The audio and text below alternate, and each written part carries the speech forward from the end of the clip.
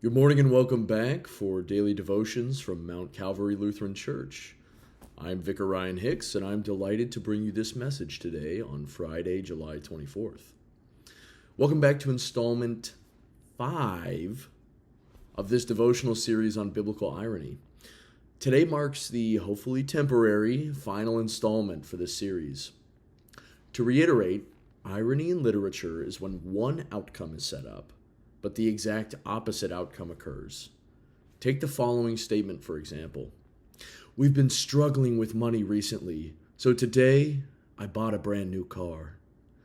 Yesterday, we covered Eli, the spiritually blind and deaf priest whose entire job was to see and hear God. Today, we are covering the greatest of King David's direct sons, Solomon. If you are unfamiliar with David's first encounter with Bathsheba, I encourage you to pause the video here and turn to 2 Samuel chapter 11. For those of you who are familiar with the story, Bathsheba will eventually give birth to Solomon, but her first child with David dies. Later in 2 Samuel chapter 11, David murders Bathsheba's husband to keep his sexual sins secret. There are some who say or otherwise insinuate that Bathsheba was a willing participant in this entire relationship, but I want to state explicitly that nothing in the narrative gives us any reason to think that Bathsheba willingly slept with David and consented to the murder of her own husband. You understand what I'm saying without me needing to say it. Bathsheba is a tragic victim. When David first sees her, she is bathing on the rooftop.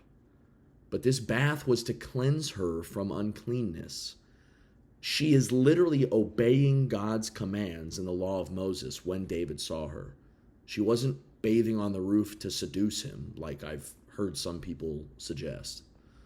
This entire affair concludes when Nathan the prophet confronts David to his face in the throne room, after which David finally repents and asks forgiveness from God for his sin.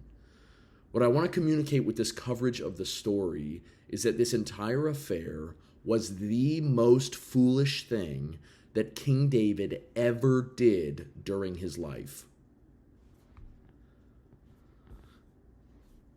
Now, let's turn to 1 Kings 3 and read a little bit about the beginning of King Solomon's reign.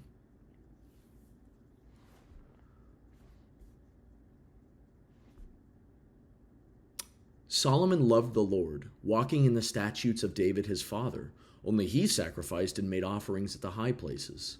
And the king went to Gibeon to sacrifice there, for that was the great high place. Solomon used to offer 1,000 burnt offerings on that altar. At Gibeon, the Lord appeared to Solomon in a dream by night, and God said, "Ask what I shall give you."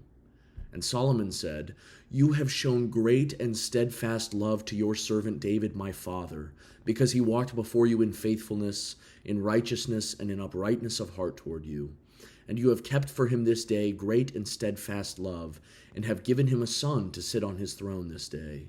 And now, O Lord my God, you have made your servant king in place of David my father, although I am but a little child. I do not know how to go out or come in. And your servant is in the midst of your people whom you have chosen, a great people, too many to be numbered or counted for multitude. Give your servant therefore an understanding mind to govern your people, that I may discern between good and evil, for who is able to govern this, your great people?" It pleased the Lord that Solomon had asked this, and God said to him, "Because you have asked this, and have not asked for yourself long life or riches or the life of your enemies, but have asked for yourself understanding to discern what is right, wisdom. Behold, I now do according to your word. Behold, I give you a wise and discerning mind, so that none like you has been before, and none like you shall arise after you." So returning to the angle that I'm setting up, to expose the irony in this account. King Solomon is famously the wisest man, with the exception of one, who ever lived. Yet Solomon, the son of David, who was renowned for his peerless wisdom, and the prince who inherited his father's throne, was born from the most foolish action King David had ever taken. And it's now that we transition into our Christological application. Christ is also a descendant of David through Solomon, as the genealogy in Matthew states. Therefore, the wisdom of God and the salvation of the entire world was brought forth in part through the most foolish action of the King of Israel. Thank you very much for joining me for these past 5 devotions. I pray that you all have a fantastic Friday, and I look forward to seeing you all in worship tomorrow and Sunday. Thank you very much. God's blessings.